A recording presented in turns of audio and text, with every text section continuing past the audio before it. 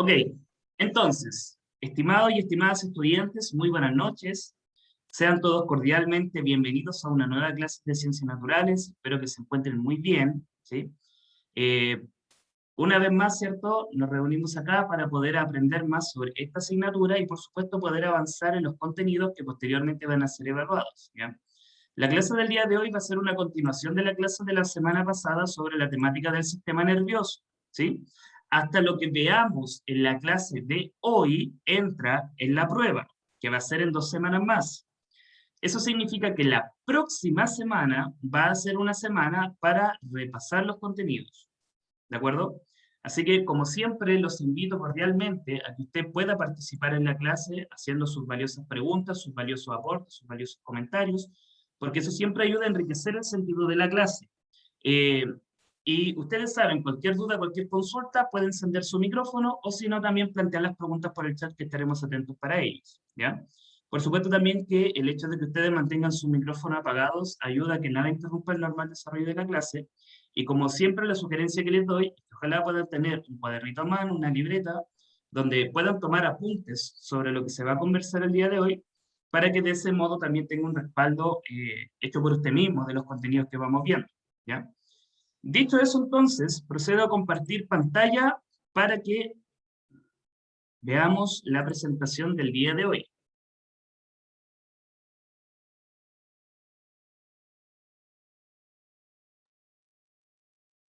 Ok, entonces, confírmeme, por favor, si todos pueden ver la presentación. Dedito Sí, para arriba, sí, sí, perfecto, muy bien, muchas gracias por contestar. Ok, vamos entonces a lo que nos convoca el día de hoy. El día de hoy, como les comentaba, vamos a seguir aprendiendo sobre el sistema nervioso, que es uno de los sistemas más importantes del cuerpo humano, ¿ya? Les voy a pedir, por favor, que no hagan uso de la opción escribir, porque después me pueden rayar mucho eh, la pantalla y de ese modo se vuelve una complicación el desarrollo de la clase, ¿ya? Así que, por favor, participe con sus preguntas y sus respuestas. Entonces, el día de hoy vamos con la clase número 7. La anterior era la clase número 6, no se preocupe, Manuel. La anterior era la clase número 6 que hablaba sobre la estructura del sistema nervioso, ¿cierto? Aprendimos cómo estaba conformado el sistema nervioso humano, cuáles eran sus divisiones estructurales y funcionales.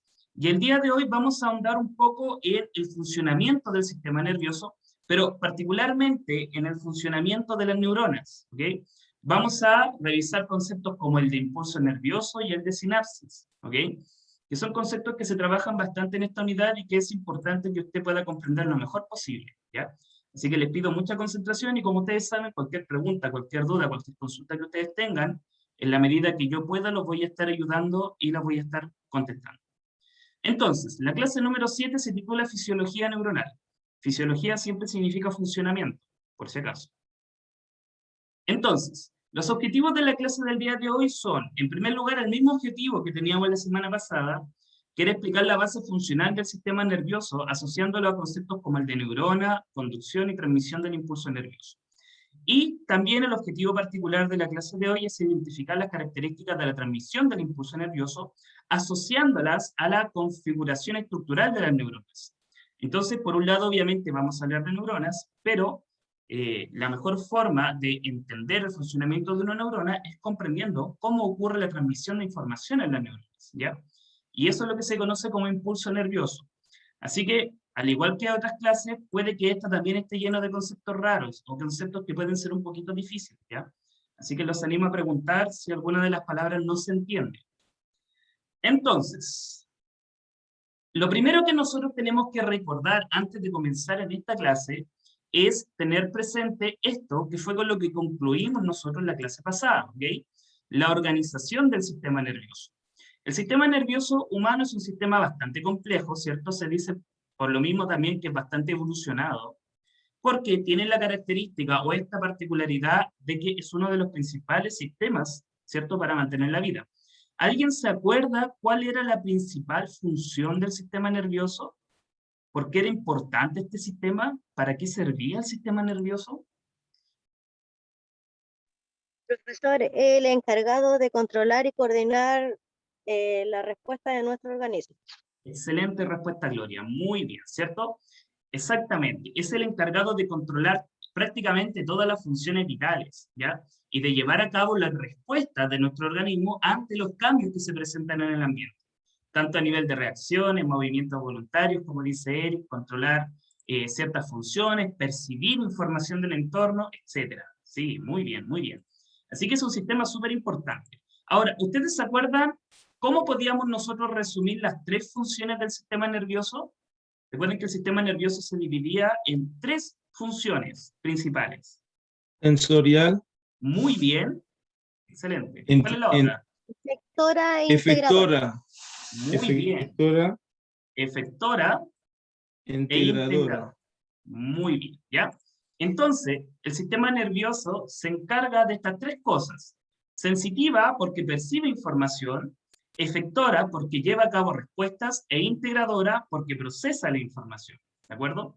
Por eso, el sistema nervioso es súper importante, porque en el fondo hace todo el manejo de la información.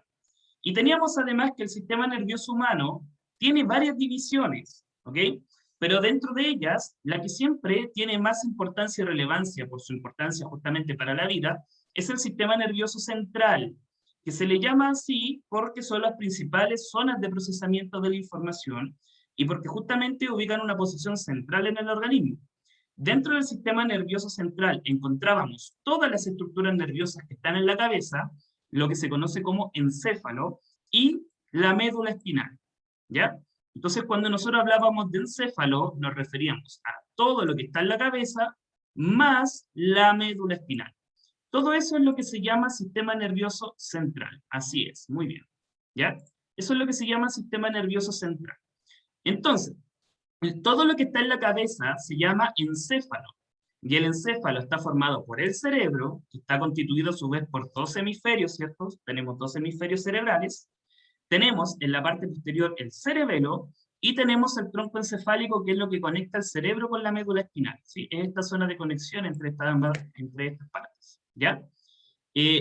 A su vez, el tronco encefálico, que es esta zona de conexión, tenía tres zonas claramente diferenciadas, que era el mesencéfalo o cerebro medio, la protuberancia anular o puente de Barolio, que se le llama, y el bulbo raquídeo, que son en esta zona donde se controlan las funciones vegetativas para el organismo, como la respiración, la presión sanguínea o la frecuencia cardíaca. ¿Okay? Por eso, cualquier daño en la región de la nuca es potencialmente letal.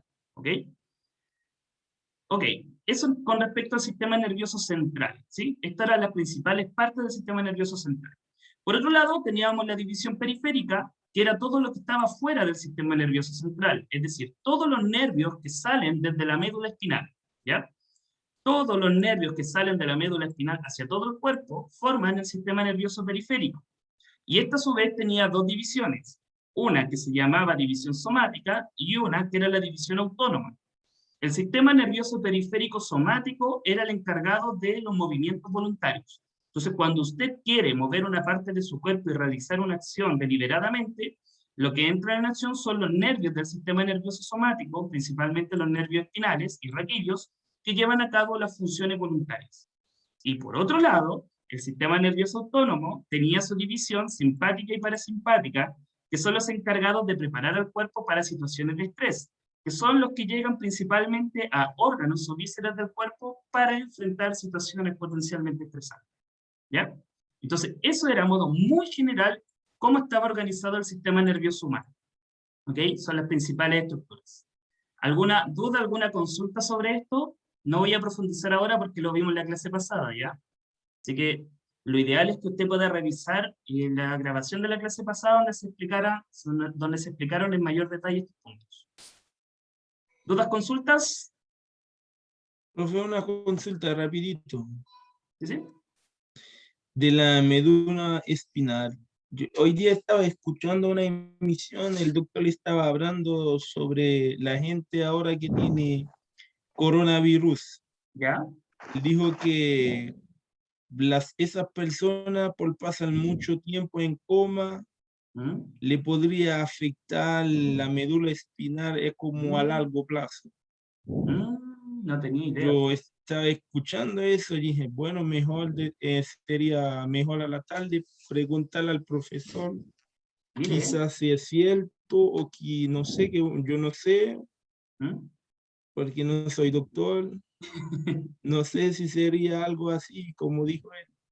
Mire, qué interesante, habría que investigar. Lo que yo sí le puedo decir es que hay estudios que muestran el impacto del coronavirus en el sistema nervioso, que genera daño neurológico, ¿ya? Y si afecta a la médula espinal, probablemente genere problemas en la transmisión de la información, así que sería potencialmente grave, ¿ya? Es interesante su punto, más nunca no lo había escuchado hasta ahora, así que cuando sepa algo de información le podría complementar eso. Gracias, profe. Ya. Entonces, hecho el repaso, avancemos con el contenido del día de hoy. Hemos hablado del sistema nervioso, pero para poder comprenderlo mejor, tenemos que entender de qué está formado, ¿ok? Y es que cuando a nosotros nos hablan del sistema nervioso, inmediatamente se nos vienen a la mente las palabras neurona, ¿sí? La neurona como una de las células más importantes que forman el sistema nervioso. Pero tienen que saber ustedes que las neuronas no es lo único que nosotros tenemos en el sistema nervioso. Si bien es cierto, las neuronas son más de 100 millones, o más de 100.000 millones, no sé cuál es la cantidad de neuronas que hay, pero es muchísima, no son las únicas células que están presentes en el sistema nervioso. Las células nerviosas se clasifican siempre en dos grupos principales.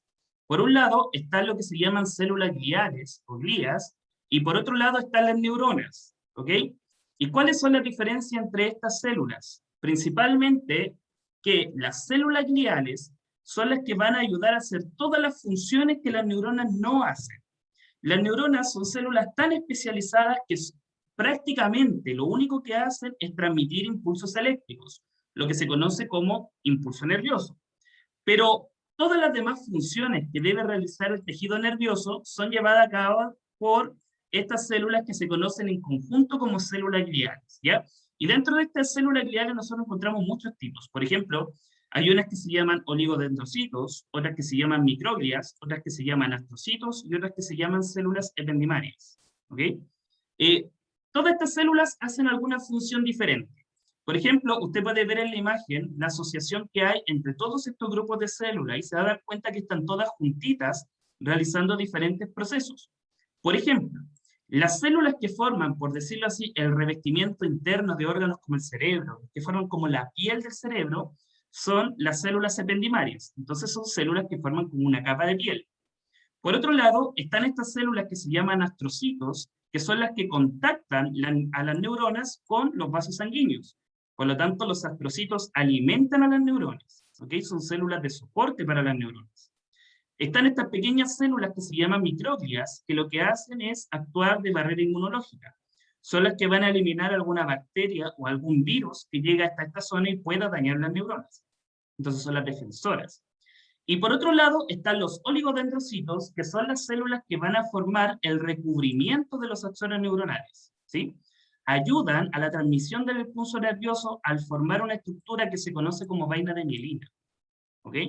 Entonces, estas células, por decirlo de alguna manera, abrazan a las neuronas, las envuelven en algunas partes, y de este modo van a posibilitar que sea más fácil la conducción de un impulso nervioso, ¿ya? Eso es lo que hacen los oligodendrocitos. Estas células, particularmente los oligodendrocitos, solo se encuentran en el sistema nervioso central, es decir, en el cerebro y en la médula espinal. Pero si nosotros nos vamos al sistema nervioso periférico, a los nervios y ganglios que están en el sistema nervioso periférico, no vamos a encontrar oligodendrocitos, sino que estas se van a reemplazar por otras células que se llaman células de Schwann, ¿ok?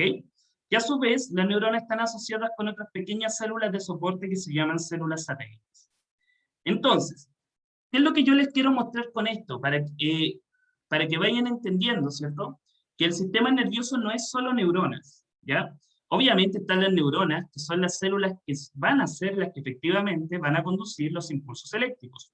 Pero estas células no vivirían si no existiera todo este otro conglomerado de grupos celulares encargados de darle el soporte para que las neuronas se mantengan con vida, ¿ok?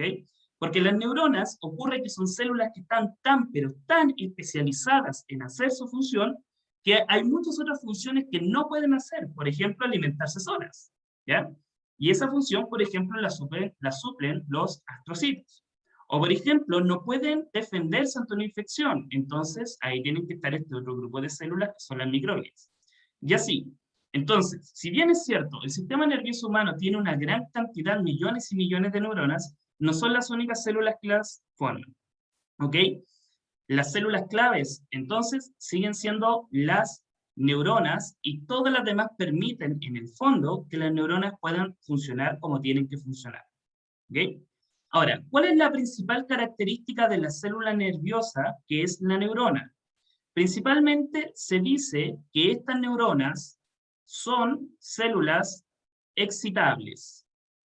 Y eso es lo que la hace diferente del resto de las células del sistema nervioso, ¿ya? Después vamos a explicar en mayor detalle esto de la excitabilidad celular. Pero para que ustedes sepan, en el cuerpo humano solo existen dos tipos de células que son células excitables. Están las neuronas y las células musculares. Son las únicas células que tienen esta característica. ¿Y a qué se refiere en grandes términos? Se refiere básicamente a que éstas pueden conducir impulsos eléctricos debido a los cambios en las polaridades de sus membranas. ¿Ya? Y eso es la principal característica que nosotros vamos a ver después de la neurona. Entonces, a modo muy general, ¿cierto? Y para repasar esta idea, en el sistema nervioso nosotros encontramos dos grupos celulares. En primer lugar, las células gliales o glías, y en segundo lugar, las neuronas. Las células gliales son las que dan soporte estructural, son reservorios funcionales, actúan de barrera inmunológica, ayudan a las neuronas en diferentes funciones. Y por otro lado, las neuronas son estas células excitables que tienen por función conducir impulsos nerviosos. ¿Sí? Y acá salen todos los nombres de las células gliales para que usted los conozca, no es necesario que se los aprenda, pero sí para que se haga una idea con esto de que existe mucha variedad de células formando nuestro sistema nervioso. Eso, ¿alguna pregunta, algún punto sobre esta parte? ¿Cuáles eran las dos células excitables? Las neuronas y las células del músculo, células musculares. ¿Sí? Y eso es porque pueden cambiar de forma y conducir impulsos eléctricos debido a cambios en sus membranas. Eso. ¿Se entendió esta parte? ¿Sí? Ya. Súper bien. Si en algún momento necesitan preguntar algo, hablen nomás, ¿ya?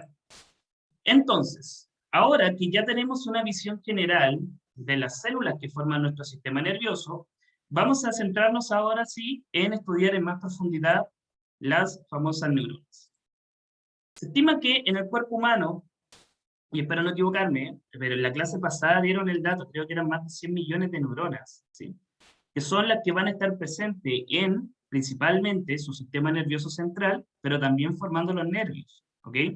Recuerden que los nervios son parte del sistema nervioso. Entonces, ¿cómo nos vamos a referir nosotros a las neuronas? Las neuronas vendrían siendo las unidades funcionales del sistema nervioso. Cuando acá se usa la palabra unidad funcional, se refiere básicamente a que esta es la célula que hace un trabajo importante dentro del sistema nervioso. Estas son las células que se van a encargar de recepcionar la información, transmitir la información, elaborar la información, generar respuestas y enviar esas respuestas. Es decir, son las células que hacen el trabajo importante dentro del sistema nervioso. En una neurona típica se pueden distinguir las estructuras que usted está observando en el dibujo de acá. Pero a grandes rasgos se dice que las tres zonas o partes principales de una neurona son las que se conocen con los nombres de soma, dendrita y axón. ¿Sí? ¿Cuáles son esas partes? El soma es lo que también se conoce como cuerpo celular y se refiere a la parte de la neurona que es la típica de todas las células. Es donde está su núcleo, es donde están sus estructuras, sus organelos, y donde ocurren prácticamente todas las funciones biológicas importantes para que la neurona funcione como una célula. ¿De acuerdo? Eso es el cuerpo celular o soma. ¿Ok? Por otro lado, las dendritas, ahí creo que no me cambié. Las dendritas son estas prolongaciones que salen del soma. Desde el soma neuronal salen como unos deditos que en el fondo son prolongaciones del citoplasma celular que lo que permiten es aumentar la superficie de contacto de la neurona con otras células. ¿Por qué es esto importante? Porque las neuronas no están solitas, sino que están continuamente comunicándose con cientos de neuronas, incluso al mismo tiempo. Y para que una neurona se pueda comunicar con otras, necesita establecer un contacto por medio de estas prolongaciones.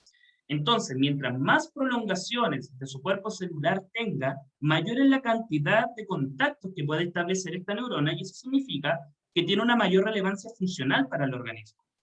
A estas entonces prolongaciones se les conoce como dendritas, ¿ok? Esas son las dendritas, todas estas prolongaciones que salen del cuerpo celular. Y finalmente, todas las neuronas tienen una única prolongación que es extraordinariamente larga, que es más larga que todas las demás dendritas. Y a esa prolongación larga y principal se le conoce con el nombre de axón, que básicamente es como si fuera una dendrita, pero muy larga, ¿sí? Solo para que ustedes hagan una idea, algunos axones neuronales en el cuerpo humano pueden medir hasta 1 metro de largo. 1 metro de largo, ¿sí? Porque si la neurona se encuentra en la punta de mi dedo, su axón tiene que viajar formando el nervio hasta llegar a la médula espinal. Por lo tanto, podemos tener casos en el cuerpo humano de neuronas que tienen axones realmente largos, ¿okay? Realmente largos, ¿ya? Y al final son los axones los que forman los nervios. Cuando nosotros pensamos en un nervio como un canal de transmisión de información, tenemos que entender o comprender que ese nervio, estructuralmente hablando, son muchos axones de neuronas que están juntitos. Y todos estos axones, que son como pequeños hilos, se van juntando, hasta formar este tubo grueso, que sería el nervio, ¿ok? Así que al final los nervios no son otra cosa más que los axones de las neuronas que están presentes en esa parte. Asimismo, entonces, en una neurona podemos encontrar otras zonas u otras partes características que son propias de las neuronas. Como por ejemplo, el terminal del axón, el axón termina también en una especie de ramificación. Se llama terminal axónico, ¿sí? O también se le conocía como arborización terminal. Estos terminales axónicos terminan, valga la redundancia, ¿cierto? Terminan en sus rincones en unas estructuras que se llaman vesículas sinápticas, ¿ok? Que las vamos a ver después. Pero estas terminaciones tienen una especie de vesículas o bolsitas en sus terminaciones que son importantes al momento de transmitir impulsos nerviosos. Asimismo, como usted se va dando cuenta, la estructura del axón está cubierta, está, por decirlo así, tapada o envuelta por una estructura que se llama mielina. Aquí está, la mielina.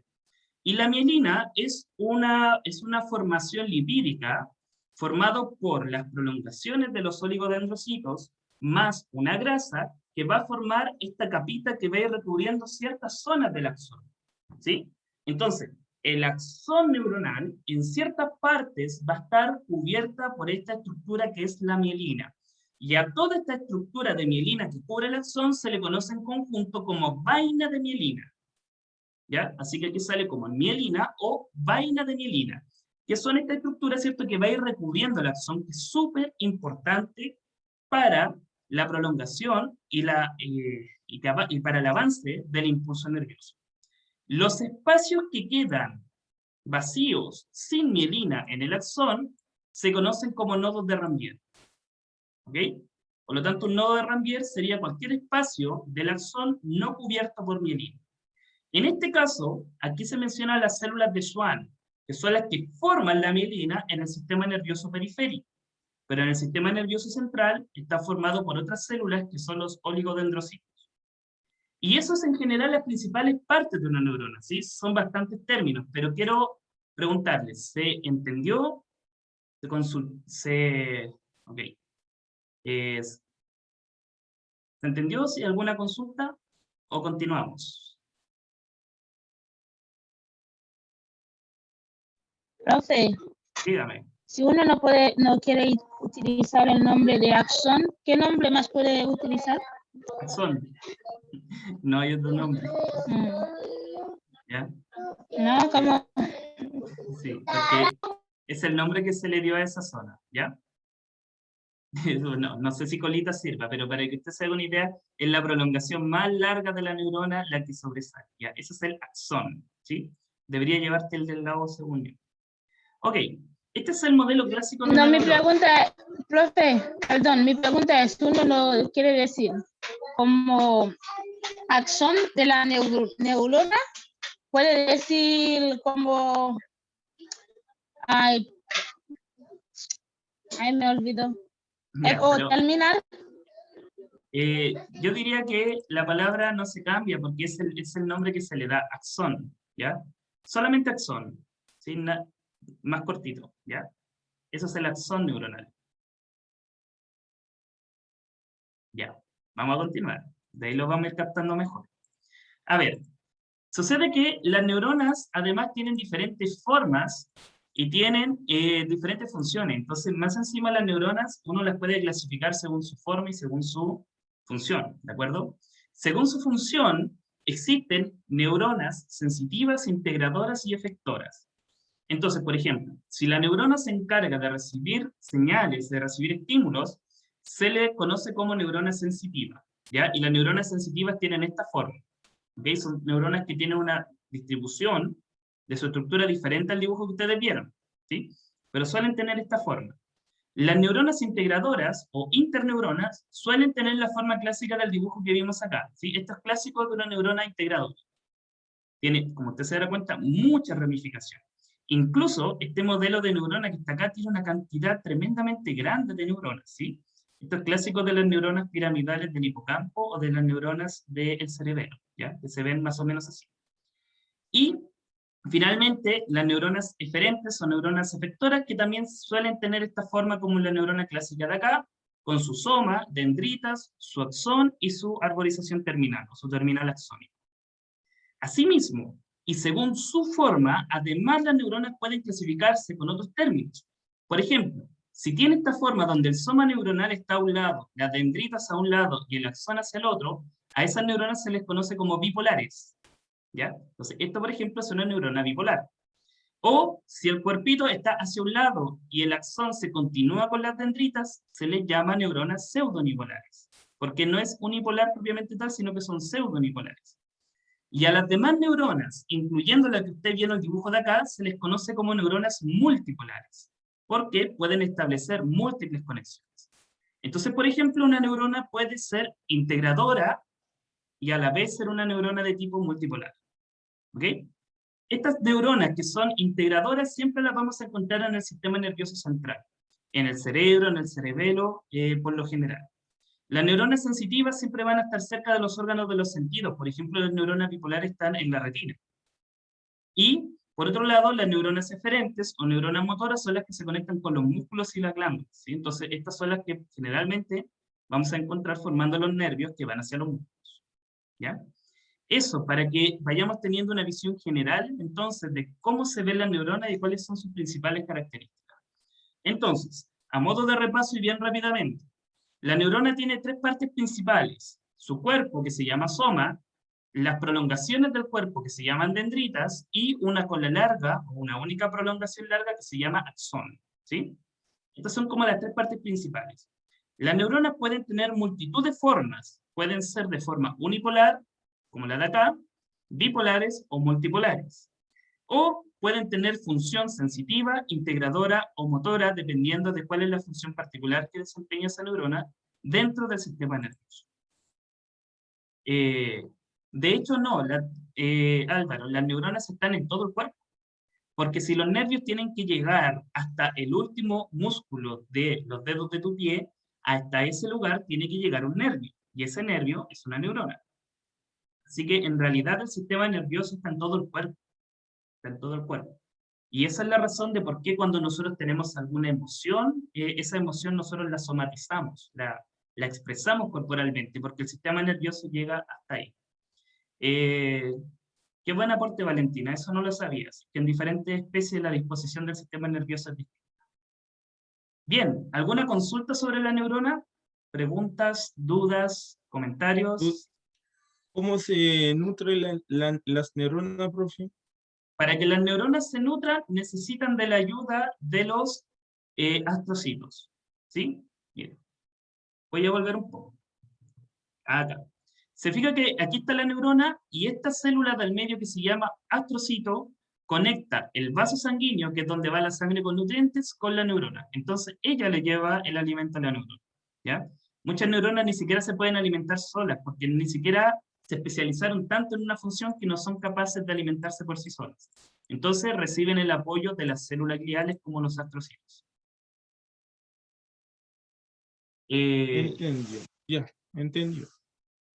Ya, muy bien, muy bien. Si una persona tiene problemas mentales porque le está fallando las neuronas, probablemente, sí, pero depende de la zona del cerebro que esté afectada para determinar cuál es la función y dónde está el problema, ¿ya? Porque puede que esté fallando la neurona, la estructura de la neurona, o hay una falla química en la sinapsis, que es otra cosa, que puede ser. Muy bien. Eso con respecto a las neuronas. Entonces, ¿cuál es la principal característica que yo les dije que tenían las neuronas? ¿Quién se acuerda?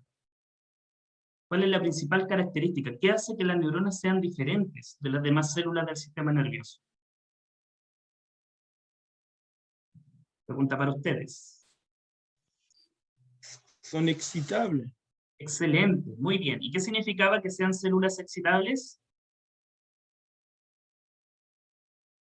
Porque tiene sensaciones.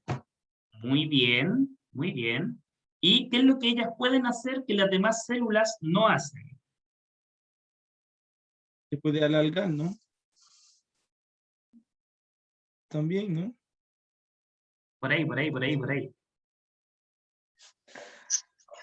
El axón llega hasta 1 metro de largo. Así es. Pero la característica básica, ¿por qué son tan importantes? ¿Por qué se le llama la unidad funcional del sistema nervioso? ¿Qué es lo que hacen ellas? Se activan, transmiten. ¿Qué es lo que hacen? ¿Qué es lo que transmiten? ¿Qué es lo que No. llevan? Informaciones. Muy bien. ¿Cuál es la palabra para referirse a esa transmisión de información? Que empieza con I, de hecho. Integradora.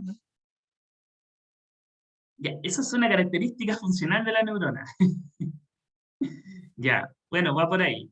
A lo mejor yo planteé mal la pregunta. Pero la neurona es una célula especial porque son las que transmiten impulsos nerviosos. ¿De acuerdo? Entonces, lo que vamos a revisar ahora es efectivamente qué es el impulso nervioso. ¿Qué entendemos nosotros por impulso nervioso? Profe, perdón, ¿transmiten qué cosa? Impulsos nerviosos. ¿Ya? Gracias. Ya. Creo que no lo había, a ver. Sí, Profesor, conducen una impulsos pregunta. nerviosos. Aquí salió. ¿Sí? Entonces, el sistema nervioso tiene una función sensorial integradora y efectora. Así es. Muy bien. Gracias. Y eso es posible gracias a que estas células transmiten información. ¿Y cómo transmiten esa información? La transmiten en forma de impulsos eléctricos. Y a esos impulsos eléctricos que viajan por las neuronas se les llama también impulsos nerviosos. Entonces, en el fondo, la información de la que nosotros hablamos son impulsos eléctricos que se propagan por el cuerpo de la neurona y esto se va traspasando de una neurona a otra, ¿ya? Esa es la información de la que hablamos. Entonces, hablamos en realidad de células que transmiten y que llevan impulsos eléctricos. ¿Ok? Entonces, cuando nosotros hablamos del impulso nervioso, vamos a hablar de un impulso eléctrico que viaja a lo largo de la membrana de la neurona. Recuerden que las neuronas son células. Las células tienen una piel que se llama membrana, ¿cierto? Tienen esta membrana plasmática, como toda célula. La particularidad de las neuronas es que por su membrana pasan impulsos eléctricos que pueden ser traspasados de una membrana o de una neurona a otra neurona. Ese impulso eléctrico que viaja por la neurona se llama impulso nervioso. ¿Ok? Espero que se vaya como entendiendo la idea. ¿Y por qué estas células son células excitables? Porque son las únicas del cuerpo humano, junto con las células del músculo, que pueden generar cambios eléctricos en sus membranas. Las células de la piel, las células del corazón, de los órganos, del sistema reproductor, no pueden generar estos impulsos eléctricos en sus membranas, ni mucho menos transmitirlos, ¿ya? Pero las neuronas sí lo hacen. y pueden traspasar ese impulso eléctrico a otra neurona y de ese modo generar un flujo de información en forma de corriente eléctrica que viaja por el sistema nervioso. A eso es lo que nos referimos cuando hablamos de impulsos nerviosos. Álvaro me pregunta por las crisis de epilepsia. ¿Recorre todo el cuerpo? En realidad la epilepsia ocurre en el cerebro, ¿sí? Y eso pasa porque hay un aumento de la actividad neuronal de golpe, ¿de acuerdo? El sistema nervioso funciona básicamente con dos señales, avanza y detente, ¿ok? Estas funciones se mantienen equilibradas. Una neurona avanza, después se detiene. Cuando estas señales se descontrolan y, por ejemplo, al cerebro solo le llega la señal de avanza, avanza, avanza, avanza, avanza, las neuronas aumentan su actividad y esa es una crisis de epilepsia. ¿Diga? O por el contrario, les dicen detente, detente, detente, detente, detente, detente, y las que quedan desencadenan otra crisis de epilepsia. Entonces, al final, el cuerpo o el sistema nervioso funciona con estas dos señales, estímulo, inhibición, ¿sí? Si las neuronas se estimulan, mandan impulsos nerviosos. Si se inhiben, dejan de mandar. Y de ese modo se van regulando las funciones del sistema nervioso. Sí, claro que toma todo el cuerpo, Álvaro, porque después ese impulso o esa señal llega a los músculos, y ahí es donde ocurren las convulsiones. Ya, a ver, para que nos adentremos un poquito en esto del impulso nervioso. Cuando nosotros hablamos del impulso nervioso, nos referimos a, y esta es la palabra técnica, por eso la puse acá, a una onda despolarizante que se propaga a lo largo del axón. ¿Ok? Onda despolarizante que se propaga a lo largo del axón. Fíjense en lo bonito y a la vez complejo que suena ese concepto, pero ¿a qué nos referimos exactamente? ¿Qué es esto de una onda despolarizante? ¿Ya? Vamos a explicar palabra por palabra. Miren, primero que todo tenemos la imagen que podemos observar acá. Lo que está de color celeste representa el axón de la neurona. ¿Ok? Acá dice, esto es un axón. Entonces, todo esto es el axón. ¿Ok?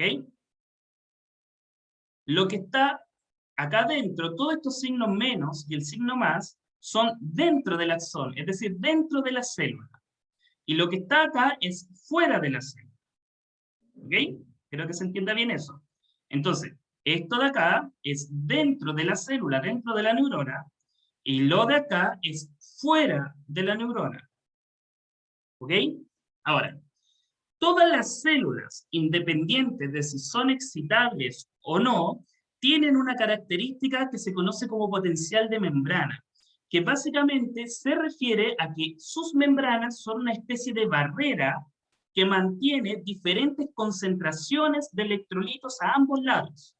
Es decir, que fuera de la célula hay cierta cantidad de iones o de sustancias químicas cargadas eléctricamente, y dentro de la célula hay otra concentración diferente.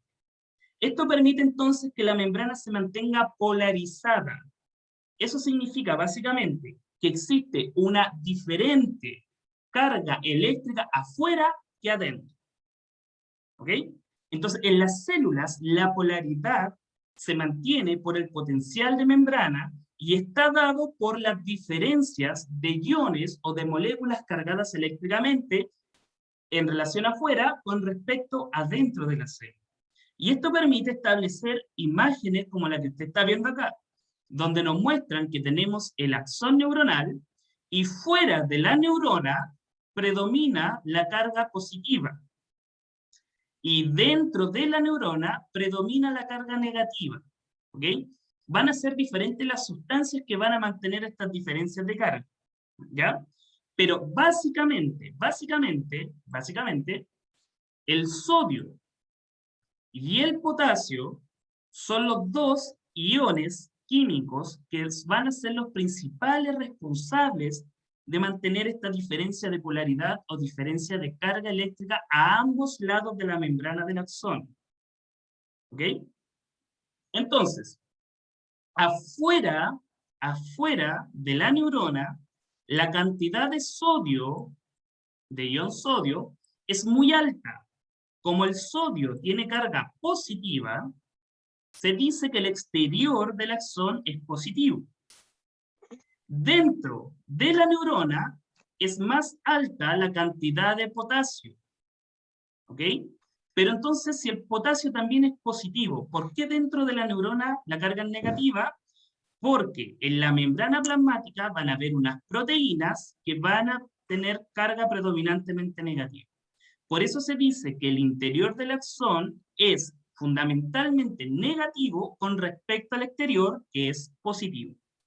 Dicho eso, entonces, tenemos que el potencial de membrana de una neurona indica que la cantidad estándar o la cantidad normal para que la membrana se mantenga tranquila debe ser más positivo afuera y más negativo adentro de la célula.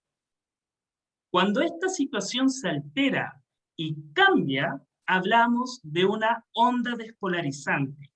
Y cuando esta onda despolarizante además avanza por el axón, ahí estamos hablando de un impulso nervioso. Entonces, si voy acá, por ejemplo, usted puede ver en esta animación que ocurre una inversión de la carga eléctrica a ambos lados de la membrana del axón que dura fracciones de segundo. Esa inversión de carga eléctrica, esa pequeña inversión de pasar de positivo afuera, negativo adentro, cambiarse, se propaga a lo largo de toda la membrana del axón. Y eso es un impulso nervioso. Esa es la corriente eléctrica, esta inversión temporal de carga eléctrica dentro del axón que es capaz de propagarse y llegar a estimular a una célula vecina. Esto es lo que se conoce entonces como potencial de reposo, que es mantenido por el potencial de la membrana del axón. ¿Ok? Y cuando esto se propaga, avanza, se habla de un impulso nervioso. Ya, yo sé que fue más o menos complicado el concepto, pero quiero saber preguntas, dudas, cualquier consulta que tengan para ver si lo vamos entendiendo. Positivo fuera, negativo dentro. Eso es lo normal, ese es el estado de reposo de la neurona. Cuando tenemos un impulso nervioso, se produce una inversión de estas cargas, ¿sí? Se vuelve positivo al interior, negativo al exterior, y ahí tenemos un impulso nervioso que va andando. Así es.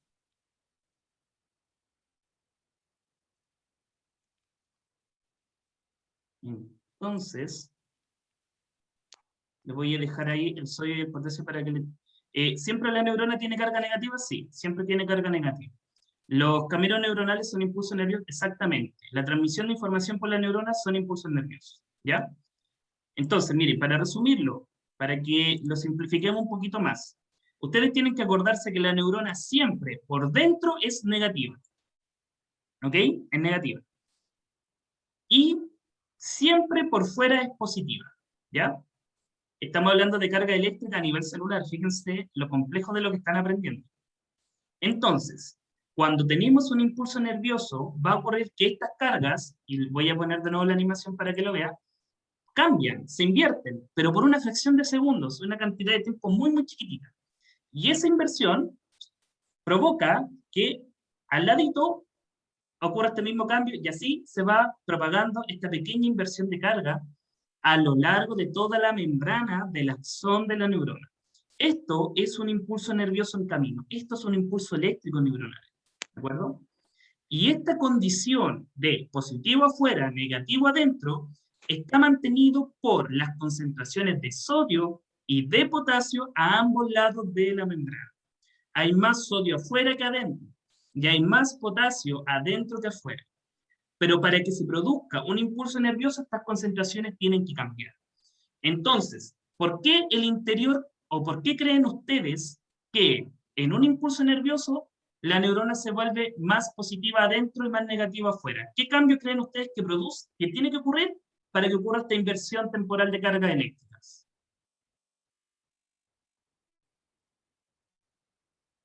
A ver si me van siguiendo. ¿Qué tendría que ocurrir para que se produzca este cambio? Un estímulo, muy bien. ¿Y el estímulo que va a provocar? ¿Qué tiene que ver este cambio de cargas con el sodio y el potasio? Que se regulan.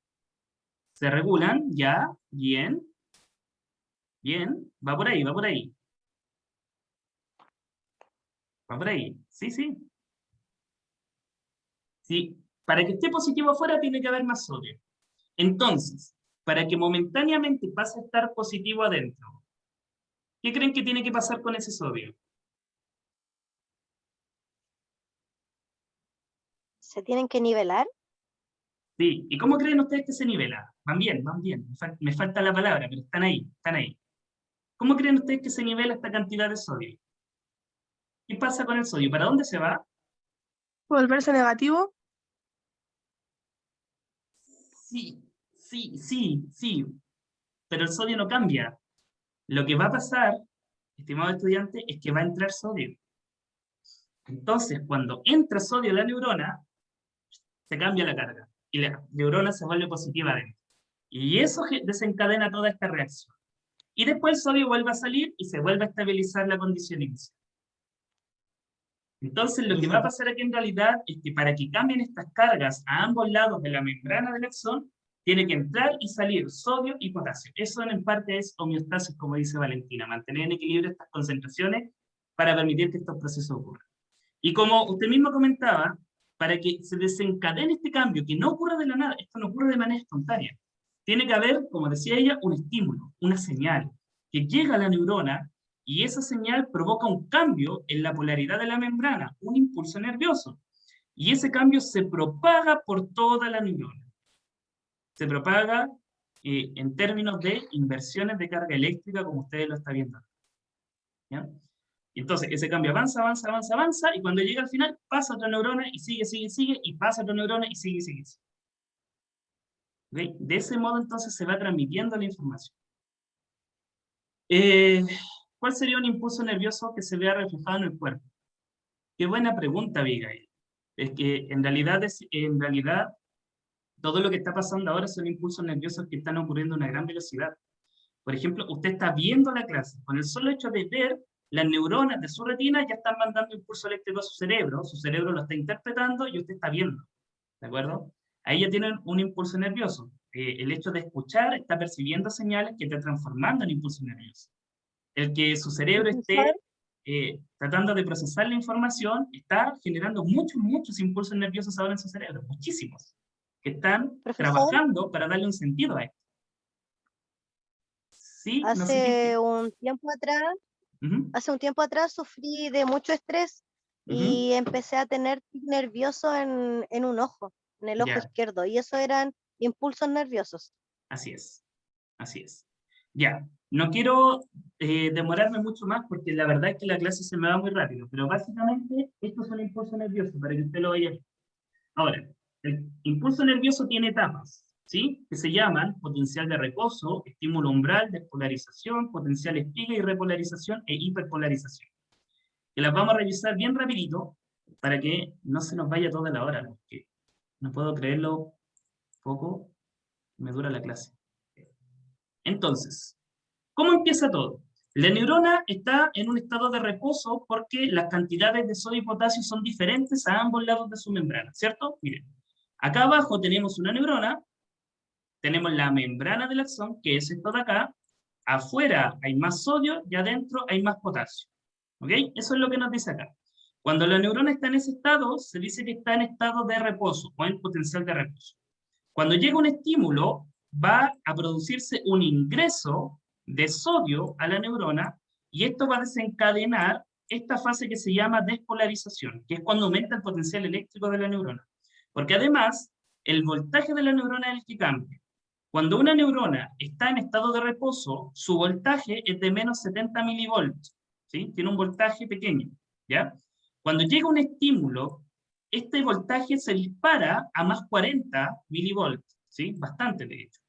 Y eso se produce por el ingreso de sodio a la neurona. Esa etapa se conoce como despolarización, ¿ya? Y eso genera entonces lo que se conoce también como un potencial de acción. Cuando el potencial de acción llega a su máximo voltaje, se conoce como potencial espiga, porque llega al tope de la cantidad de despolarización de la neurona a su máximo potencial eléctrico. A eso me refiero. Finalmente, entonces, y para avanzar acá, cuando ya pasa la onda despolarizante, o cuando ya pasa el potencial de acción, la neurona recupera su estado de reposo y vuelve al voltaje que tenía inicialmente. Y esto lo va a hacer gracias a que existe en sus membranas una proteína que se llama bomba de sodio y potasio, que va a restablecer las concentraciones de sodio y potasio, permitiendo que la célula vuelva a un estado polarizado. ¿Ya? Eso es básicamente. Ya, muy bien. Entonces, básicamente las etapas son estas. ¿Se fijan? La célula está en un estado polarizado cuando está en un estado de normalidad. Cuando llega un estímulo que supera la barrera energética de la célula, este estímulo va a desencadenar una respuesta eléctrica que se llama despolarización, que es cuando aumenta el voltaje de la neurona por el ingreso de sodio. Esto va a generar el potencial de acción o impulso eléctrico que se va a empezar a propagar. Una vez ocurre el potencial de acción, la célula se vuelve a polarizar gracias a la acción de esta proteína que va sacando el sodio y va ingresando el potasio a la célula de nuevo. Y de ese modo las neuronas van entre despolarización y repolarización en el proceso de conducción de impulsos nerviosos. ¿Ya? Sé que lo expliqué un poquito rápido, pero me interesa que después lo podamos reforzar. Lo que se llama periodo refractario, Abigail, es cuando la neurona queda, por decirlo así, tan polarizada, porque si ustedes se fijan, primero estaba con un voltaje de menos 70, pero después de que ocurrió el aumento de voltaje por el impulso nervioso, la neurona queda aún más negativa, y queda en un pequeño lapso en el que ya no puede mandar impulso nervioso. Eso es lo que se conoce como periodo refractario. ¿Ya? Pero es un pequeño lapso, porque después recupera su estado de polarización y puede volver a enviar información. Ok, esto se lo voy a dejar entonces para que usted lo estudie y lo pueda repasar con más calma después, ¿ya? Importante entonces, aquí en este gráfico se observan las etapas de la conducción del impulso nervioso. Y para que el impulso nervioso se propague, se necesitan de algunas condiciones. Por ejemplo, va a depender la longitud y el diámetro del axón que tan rápido viaje el impulso nervioso.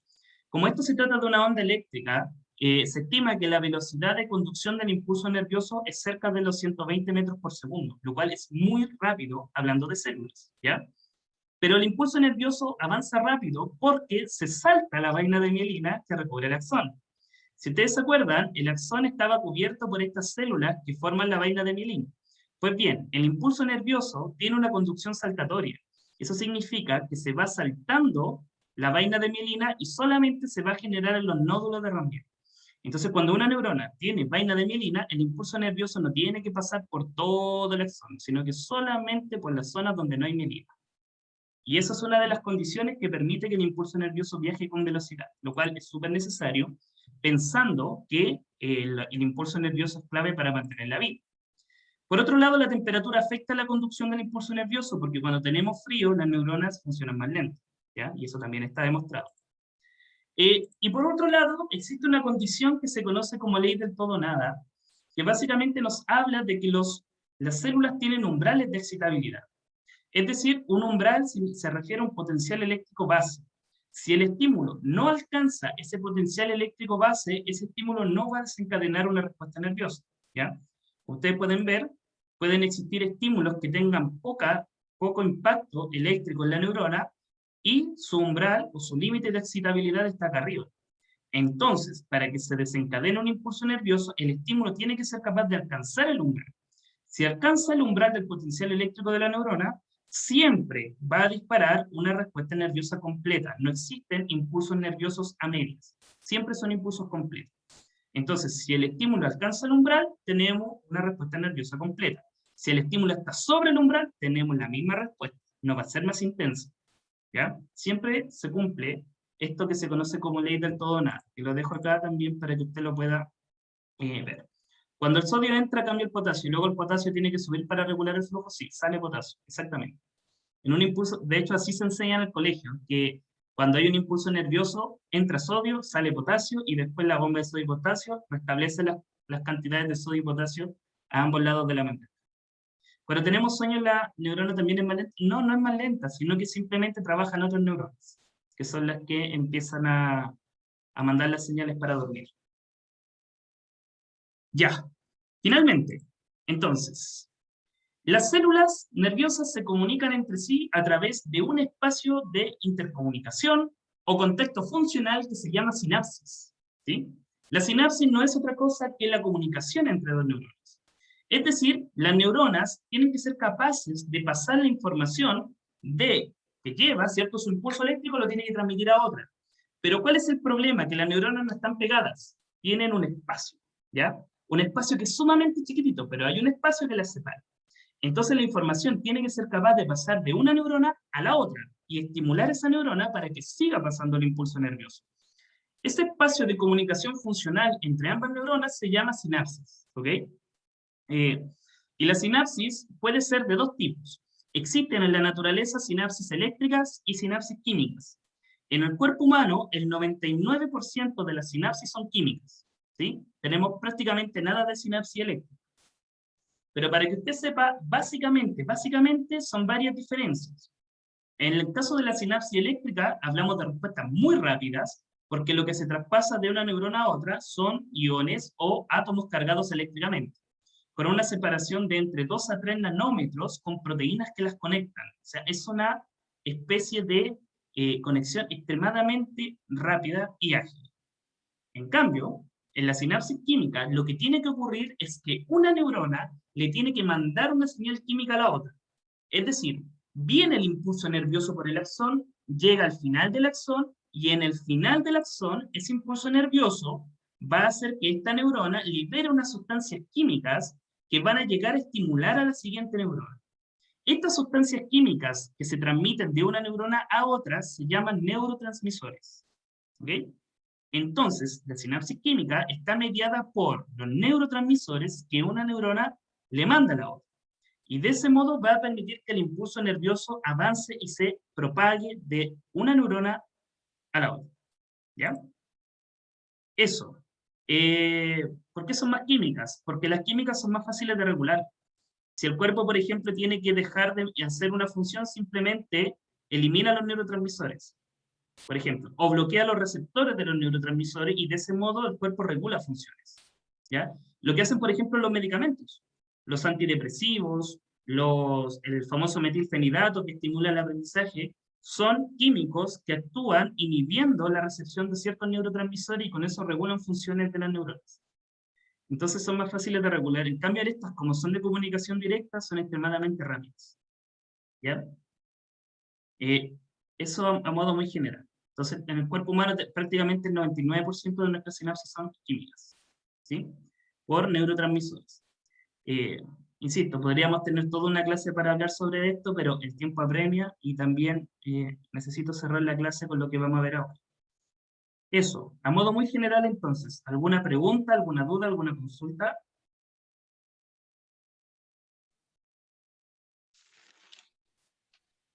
Profe, ¿Sí? una consulta.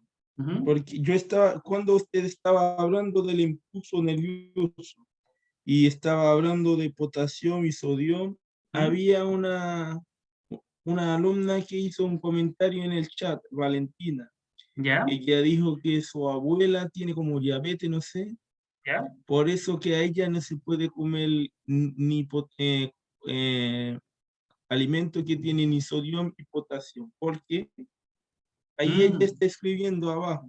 Neuropatía diabética. Nunca había escuchado ese término. No lo había escuchado.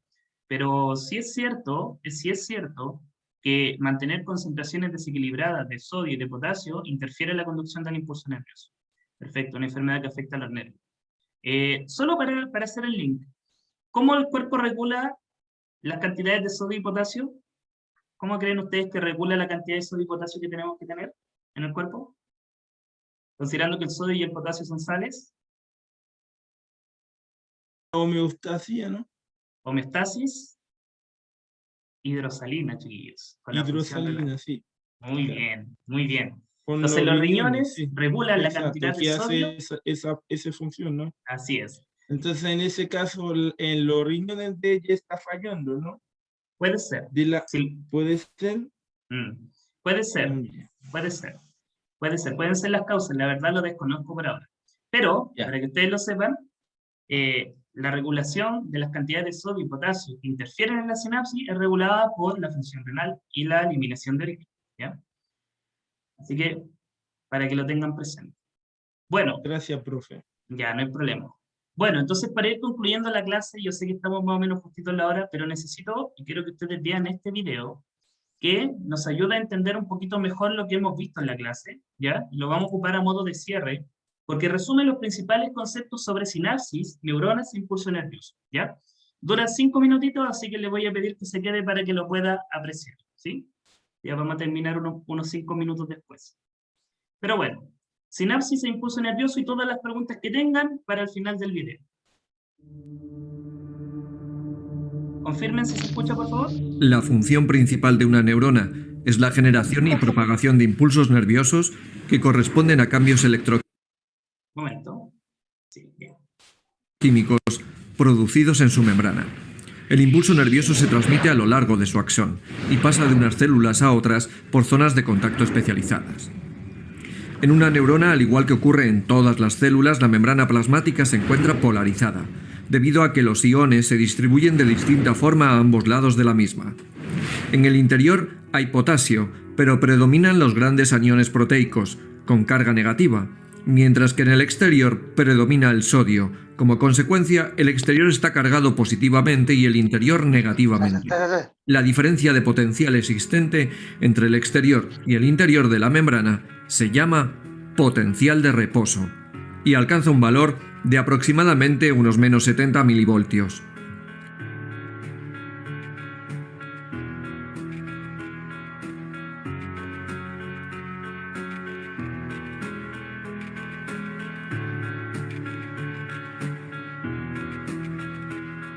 Cuando un impulso nervioso de cierta intensidad llega a la membrana, se produce una alteración de la permeabilidad. Gran cantidad de iones sodio penetran en el interior de la neurona y en menor cantidad salen iones potasio. En ese punto se produce una inversión momentánea de la polaridad, que pasa a ser positiva en el interior y negativa en el exterior. Este proceso se llama despolarización. Y a la diferencia de potencial existente entre el exterior y el interior de la membrana, que pasa a ser de unos 40 milivoltios, se le llama potencial de acción. La despolarización de un punto concreto de la membrana induce una perturbación eléctrica en las zonas adyacentes, que sufren una despolarización y alcanzan un nuevo potencial de acción, provocando con ello la propagación del impulso nervioso a lo largo de la membrana.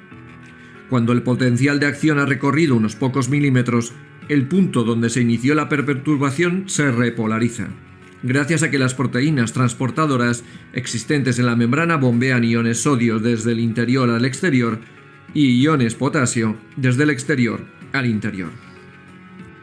Una vez que el impulso nervioso llega a la zona final del axón, se transmite a otra neurona o a un órgano efector por medio de un contacto funcional denominado sinapsis. Cuando el impulso llega al elemento presináptico, los neurotransmisores se liberan a la hendidura sináptica y se unen a los receptores de la membrana postsináptica, provocando en ella un incremento de la permeabilidad del sodio. La entrada de sodio despolariza la membrana y hace que el impulso nervioso se propague nuevamente a través de la segunda neurona. Las moléculas de neurotransmisor se reabsorben por la neurona presináptica o se inactivan por enzimas para evitar que el estímulo continúe por tiempo indefinido. La existencia de la sinapsis hace que la transmisión de la información sea un proceso controlado.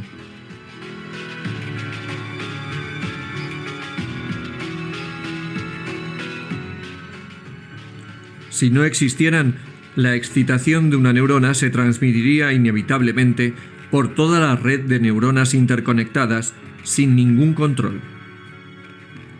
Las dendritas y el soma de una neurona pueden recibir las señales de cientos o miles de sinapsis.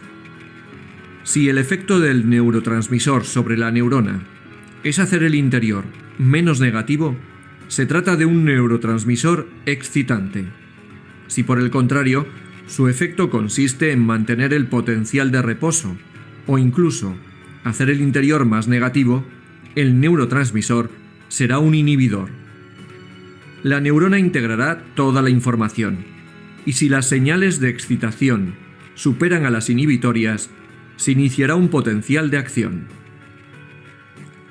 En la actualidad, se conocen unos 50 neurotransmisores, Pero la lista sigue creciendo. Intervienen en multitud de procesos, actuando sobre neuronas que transmiten órdenes de movimiento, sensaciones de depresión, de euforia, de placer o de miedo. Y es que en el fondo, hasta el amor y el odio son procesos químicos.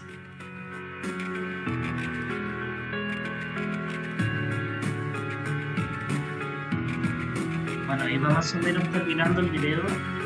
Espero que les haya llamado la atención, porque creo que era bastante claro como para explicar la complejidad de procesos que tenemos acá, ¿sí? Así que les recomiendo que después con calma, ¿cierto? Usted vea el PPT, vuelva a ver el video, contraste la información que está escrita en el PPT, vea la grabación de la clase para que la repase un poquito más. Y la próxima clase también vamos a hacer un repaso de esto para que podamos entrar más en detalle, ¿ya? Entonces, simplemente vamos a hacer unas pequeñas preguntas de repaso para ir terminando la clase, y cualquier duda que usted tenga la puede hacer una vez terminemos estas preguntas. Entonces, ¿por qué se produce el potencial de reposo? ¿Cómo se genera? ¿Qué es esto del potencial de reposo? ¿A qué se debe? ¿Quién lo recuerda? ¿Quién tiene alguna idea? ¿Cómo lo podemos entender? ¿Ya? Potencial de reposo. ¿Qué era el potencial de reposo, chicos y chicas?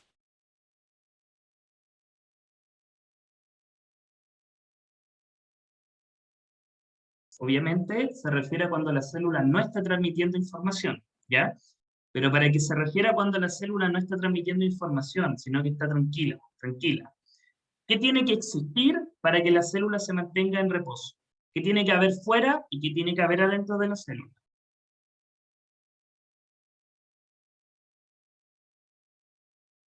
¿Qué era? ¿Cuáles eran esas sustancias importantes?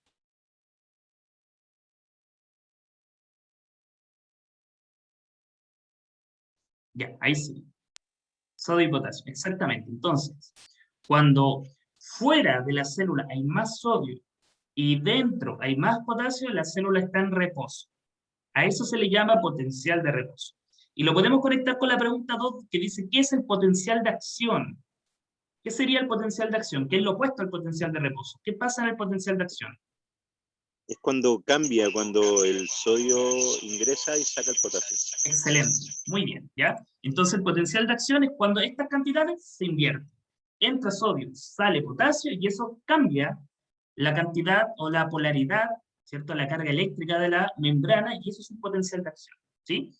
Ese potencial de acción, ¿cierto? Después es capaz de propagarse, ¿ya? ¿Y cómo es que se propaga el impulso nervioso, chicos? ¿A través de qué estructura el impulso nervioso va viajando? Con las neuronas. Muy bien. ¿Por qué parte de la neurona? ¿Cómo se llamaba la colita de la neurona? Axón.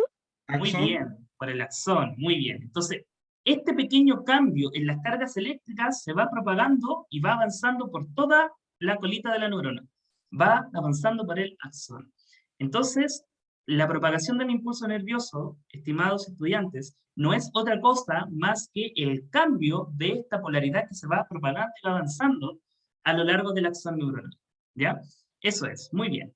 ¿Qué es la sinapsis? Sinapsis. Es el modo de comunicar las neuronas, ¿no? Muy bien. Muy bien. ¿Cuáles son los dos tipos de sinapsis? Eléctrica y química. Muy bien. ¿Cuál es la más común en el cuerpo humano? Eléctrica. ¿Otra respuesta? Química. La química. La química. Muy bien, muy bien. Entonces, en el cuerpo humano tenemos 99% de sinapsis químicas, ¿ok? Y la sinapsis química ocurre cuando la neurona que lleva el impulso nervioso, ¿qué es lo que le traspasa a la siguiente neurona? ¿Cómo se llama esta molécula que le manda a la otra? Que tenemos la neurona, viene el impulso, llega al final, y esta neurona libera unos químicos que llegan a estimular a la siguiente neurona. ¿Cómo se llaman esos químicos? Está la respuesta en la pizarra.